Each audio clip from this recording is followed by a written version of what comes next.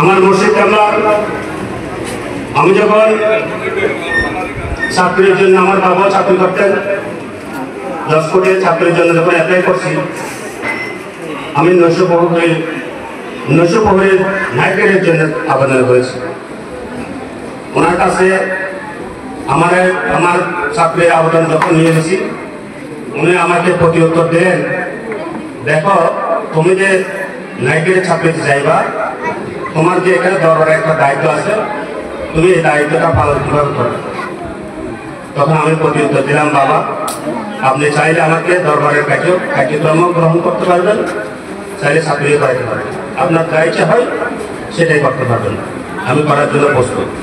বলে যে না এটা হবে না, তোমাকে আরো উপরে যেতে হবে।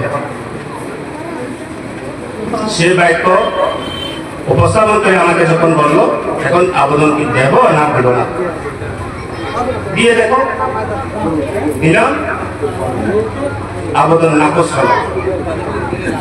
পরবর্তীতে আমাকে ওখান থেকে সংবাদ দিচ্ছে আপনি এই পোস্টে এই পদবিতে একটা আবেদন করেন। তখন আবেদনের কাছে গেলাম, বাবা এই ব্যাপার আমাকে এই পদে আবেদন করার জন্য বলতেছে, করবো কিনা, তাড়াতাড়ি দাও। আমি আবার চাকরির আবেদনটা লিখে ওনার কাছে নিয়ে গেলাম, দেখালাম, বলে একটু তাড়াতাড়ি দিয়ে দাও। তা আমি বলি যে আমি এভাবে দেবো না, আপনি বললে দেবো না। আমি বলছি দাও। দেখা গেল আমি বইতে দিলাম, আমার নিয়ে খবর আমি রাখি। 15 দিন পর আমার কাছে পটিয়া জজপুরের স্টাফের মাধ্যমে আমার আমার কাছে পাঠিয়ে দিল। তখন দেখলাম কেন এটা পরীক্ষায় আমাকে এভাবে দিতে বললো। তখন দেখলাম ওনার দৃষ্টিতে আমাকে কোন পদে দিতে হবে, কোন জায়গায় দিতে হবে উনি জানেন, আমি জানি। সেভাবে আজকে আমি আমার কর্মস্থলে আমি কাজ করে যাচ্ছি। আপনারা জেনারেল খুশি হবেন। আমি দীর্ঘদিন পর্যন্ত কবিয়ানোয়ারা কোর্টেও আপনাদের চকির পেশার দায়িত্ব পালন করেছি।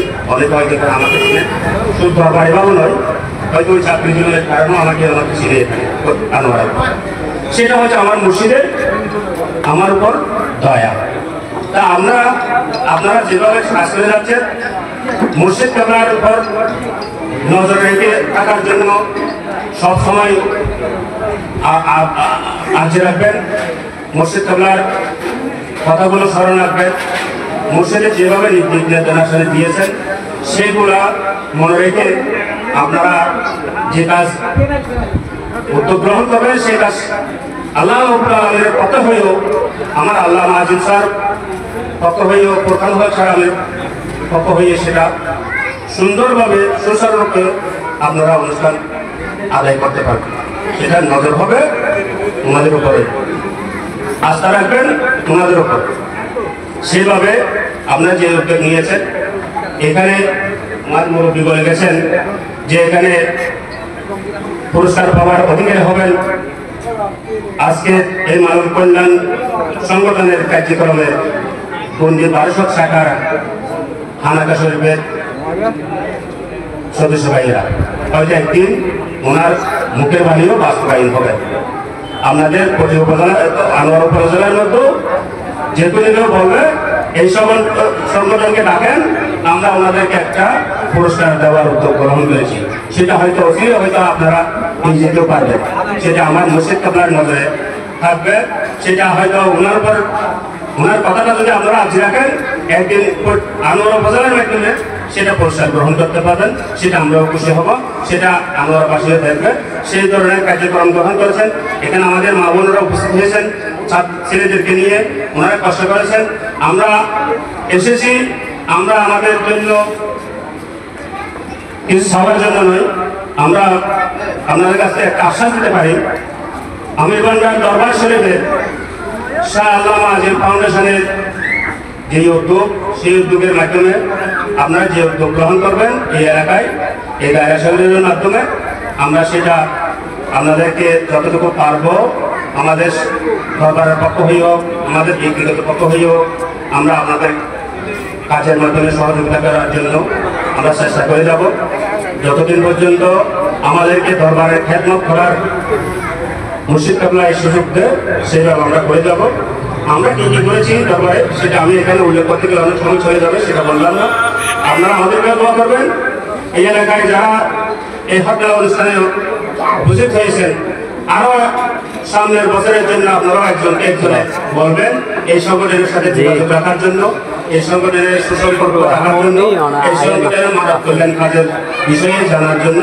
তখন আপনারা অবগত হয়ে আরেকজনকে বলবেন, উত্তর দিতে হবে। সেই দিতে আশা রেখে আমি আজকের এই অনুষ্ঠান সুন্দরভাবে অনুষ্ঠান আয়োজন করার জন্য আমি আবারও এই খানেকা শরীফের কমিটির কার্যকরী পরিষদ সদস্য ভাইয়েরা, এই এলাকার মুরব্বীদের কাছে আমি আবার কৃতজ্ঞতা জানাচ্ছি। আপনারা আমাদেরকে দোয়া করবেন, আমরাও দোয়া রাখি আল্লাহ রাব্বুল আলামিনের কাছে, আমার মসজিদ কেবলার কাছে। এই আশা ব্যক্ত করে হরতাল অনুষ্ঠানের কার্যক্রম সুচারুরূপে পরিচালনা হয়, সে আশা ব্যক্ত করে আমি আমার বক্তব্য শেষ করছি। আসসালামু আলাইকুম।